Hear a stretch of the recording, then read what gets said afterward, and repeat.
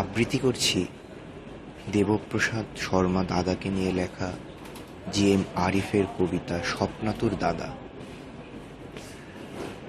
দাদা, তোমার ঠোঁটখানি টকটকে লাল, যেন রূপসী নারীর গোলাপের পাপড়িতে ভিজে থাকা ঠোঁট। বধুয়া রং শরীরের আস্ফালনে কত রমণী হাতড়ে বেড়ায়। আপনার সুভাষ মাখা চুল যেন সুর মাদানির ছন্দ।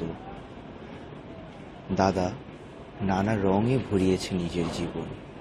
উষার আলোর মতো লাল টুকটুকে রমণীর অপেক্ষায় ঢাকার এক দগ্ধ পল্লীতে বেড়ে ওঠা চঞ্চলতায় তার চোখের ভাষা। পড়ার টেবিলে বসে দাদা ভাবেন বালিশের দূরত্ব, আর বন্ধু হাবিবের সাথে আলোচনায় চলে জ্বলন্ত প্রদীপের গল্প।